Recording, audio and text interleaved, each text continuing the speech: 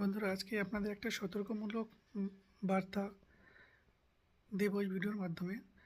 আজকাল দেখা যায় পাড়ার কিছু কিছু কাকিমারা বা মাসিমারা এই ধরনের গল্প করতে থাকে যে আমি কোনো একটা সরকারি বা বেসরকারি প্রতিষ্ঠানে গেছিলাম ডক্টর দেখাতে। তো সেখানে আমি কিছুদিন ধরে বা কয়েক মাস ধরে ওষুধ খাচ্ছি, আমি কোনো ভালো ফলাফল পাইনি।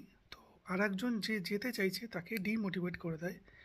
সুতরাং মানে সেই মাসিমা বা কাকিমা এটাই বুঝিয়ে দেয় যে আমি যখন ভালো হইনি তুইও যাস না। আসলে যে মাসিমা বা কাকিমা বলছেন আমি ওষুধটা খেয়ে বা ভালো হয়নি, তার অন্য কোনো কারণ থাকতে পারে। হয়তো এমন হতে পারে যে তার যে রোগটা হয়েছে সেটা ঠিক হতে 3 মাস নয়, 6 মাস, 9 মাসও লাগতে পারে। অথচ তিনি 3 মাস কন্টিনিউ করে ছেড়ে দিয়েছেন ওষুধটা, যে কারণে তিনি সুস্থ হয়ে ওঠেননি বা পরবর্তী ভিজিটে তিনি যাননি। হতে পারে ডক্টরবাবু তাকে যে নির্দেশ দিয়েছিল, মানে ওষুধ খাওয়ার পাশাপাশি কিছু ব্যায়াম বলেছিল, অথচ তিনি সেই ব্যায়ামগুলো করেনই না। সকালে বিকালে হাঁটতে বলেছিল 45 মিনিট, সেটাও করেন না। তো এই কারণের জন্য হয়তো তার সেই রোগটা বা সমস্যাটার সমাধান হয়নি। তো এই কারণের জন্য তিনি আরেকজনকে ডিমোটিভেট করছেন যে আমি ভালো হইনি, সুতরাং তুইও যাবি না, ওখানে গেলে তুইও ভালো হবি না। তো পাড়ার কাকিমা বা মাসিমাদের বলবো, এই ধরনের গুজবে অবশ্যই আপনারা কান দেবেন না।